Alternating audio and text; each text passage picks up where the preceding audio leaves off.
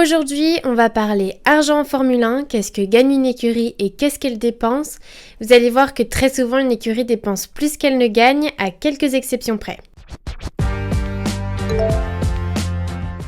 Commençons par les recettes.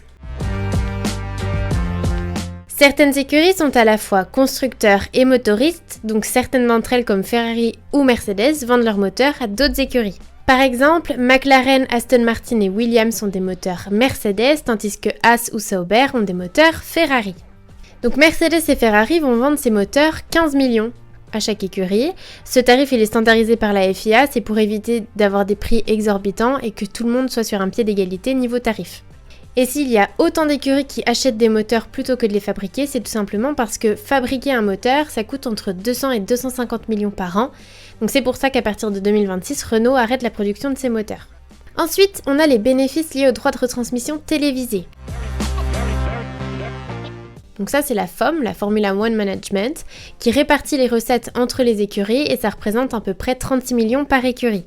Une deuxième tranche du financement de la FOM est répartie entre les écuries en fonction de leur performance sur l'année précédente. Donc en 2024, la Formule 1 a généré 3,6 milliards de dollars et 1,2 milliard a été redistribué entre les écuries selon leur place dans le classement.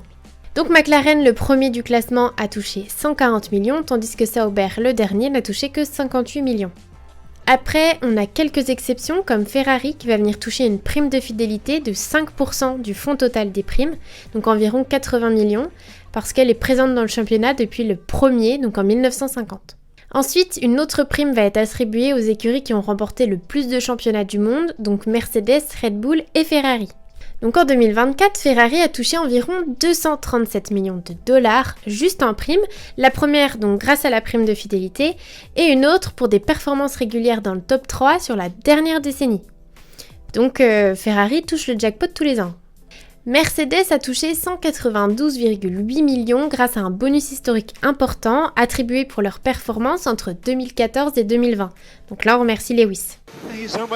Et pour finir, Red Bull a touché 169,4 millions pour les mêmes raisons que Mercedes, mais pour la tranche entre 2015 et 2023. Donc là on dit merci Max Verstappen. Ensuite on a les pilotes. Alors là, les pilotes, c'est un peu compliqué parce que ça rentre à la fois dans la catégorie recettes, mais à la fois dans les catégories dépenses, parce qu'il y a deux catégories de pilotes. Le premier, c'est le pilote qui est payé par l'écurie pour pouvoir courir dans leur baquet, donc là, ça rentre dans les dépenses. Mais on a aussi les pilotes qui payent l'écurie pour avoir un baquet pour la saison, un peu comme Niki Lauda à l'époque. Pour ces pilotes-là, en général, ils vont trouver un sponsor qui va financer leur baquet, un peu comme Checo Pérez l'était par la société mexicaine Telcel, mais ça a aussi été le cas de Lando Norris quand il a commencé en Formule 1 entre 2017 et 2020. C'est son père qui finançait son baquet à hauteur de 12 millions de livres par an. Donc franchement, certains sont bien entourés et comme quoi, très souvent, c'est les pilotes qui payent les écuries pour avoir un baquet. Ensuite, l'une des plus grosses recettes d'une écurie, ça va être le sponsoring. Il y a des marques qui sont prêtes à payer très cher pour pouvoir poser leur logo, que ce soit sur la monoplace ou sur la combinaison des pilotes. Pour vous donner un ordre d'idée, quelques chiffres. Sur l'aileron arrière, c'est 18 millions. Sur le capot avant, c'est 16 millions. Le moins cher sur une voiture, c'est les rétros ou les pontons. Et là, c'est 750 000 $. Ça reste quand même assez cher. 750 000 $, c'est quand même un budget. Après, le prix va varier selon les écuries parce que oui, des écuries comme McLaren, Ferrari, Mercedes qui ont un temps à l'écran beaucoup plus important pendant les grands prix, forcément vont faire payer beaucoup plus cher que des écuries comme Williams ou Haas qu'on ne voit un peu moins. C'est pour ça que certaines chiffrent très vite. Selon Forbes, en 2024, Ferrari aurait touché 684 millions rien qu'en sponsoring. Mercedes et Red Bull, eux, tournaient plutôt aux alentours de 200 millions, tandis que Haas, eux, n'ont touché que 51 millions. Donc vous voyez quand même, l'écart est assez important. Et en dernier, on va trouver tout ce qui touche au merchandising, donc le merch, les produits dérivés. J'ai pas spécialement de fourchette de prix à vous donner sur ce que gagne une écurie par an, mais vous pouvez vous imaginer avec le transfert de Lewis chez Ferrari, combien Ferrari a pu toucher sur cette année 2024-2025 niveau merch. À mon avis, je pense qu'on touche un bon level. Maintenant, voyons les dépenses. Pour les dépenses, c'est là qu'on voit le plus la différence de budget entre les écuries. Alors, depuis 2021, la FIA a mis en place ce qu'on appelle un règlement financier, c'est-à-dire que chaque saison, les écuries ont un budget plafonné. Ce budget, il se divise en deux. Le premier, c'est le budget opérationnel. Pour la saison 2025, il est de 135 millions. Ce budget concerne uniquement ce qui touche à la conception de la monoplace. Ce qui, du coup, est censé mettre sur un pied d'égalité toutes les écuries. Avant, des grosses écuries comme Ferrari ou Red Bull pouvaient apporter des grosses modifications sur leur châssis ou même changer de châssis en cours de saison. Maintenant, avec le budget capé, ça leur est impossible à moins de se manger des grosses pénalités de place ou des grosses amendes. Vous allez me dire, on ressent pas encore l'égalité entre les écuries, mais ça c'est normal. Avant 2021, les écuries n'étaient pas plafonnées niveau budget, donc des grosses écuries comme Ferrari, Mercedes ou Aston Martin, eux ils ont pu investir dans des infrastructures qui du coup leur ont donné des possibilités de développement technique que d'autres écuries n'ont pas. Et puis ces écuries ont énormément de personnel, donc la rapidité d'exécution n'est pas du tout la même que dans des écuries comme Haas ou Williams par exemple. Donc ces petites écuries sont obligées de mettre leur peu de budget à la fois dans les infrastructures et à la fois dans la conception des monoplaces, alors que les grosses écuries n'ont plus qu'à se concentrer sur la conception des monoplaces. C'est pour ça qu'on sent encore un léger retard pour certaines écuries.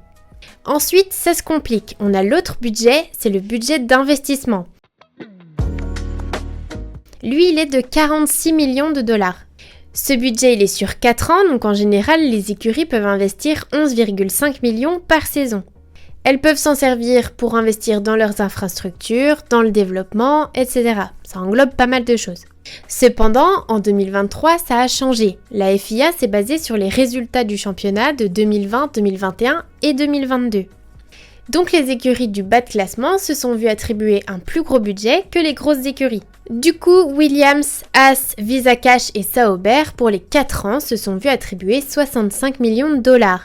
Les 3 années précédentes étant déjà passées, ça fait que sur l'année 2024, ils ont pu investir 20 millions plutôt que 11,5 millions. Pour McLaren, Alpine et Aston Martin, eux, ils avaient le droit d'investir 58 millions, donc un bonus de 13 millions pour 2024. Et pour Red Bull, Ferrari et Mercedes, eux, ils avaient le droit d'investir 51 millions, donc un bonus de 6 millions. Honnêtement, je suis pas sûre que les petites écuries ont réussi à rattraper leur énorme retard, mais on a quand même senti une différence quand vous voyez que maintenant les Williams arrivent à venir chatouiller le milieu de tableau.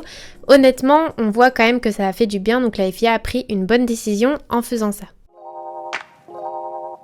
Ensuite, une autre dépense qu'ont les écuries chaque saison et pas des moindres, c'est le montant d'inscription au championnat constructeur.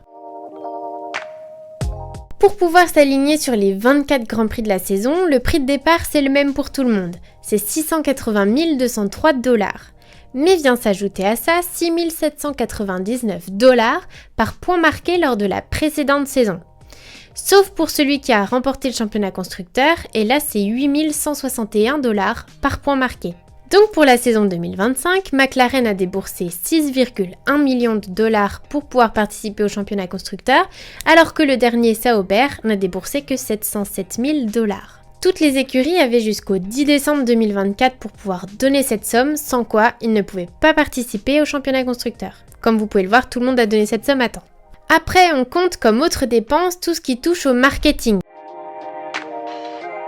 Vous voyez quand même plus souvent sur les réseaux sociaux des vidéos des pilotes de Red Bull ou Ferrari que des pilotes de Sauber ou Williams par exemple.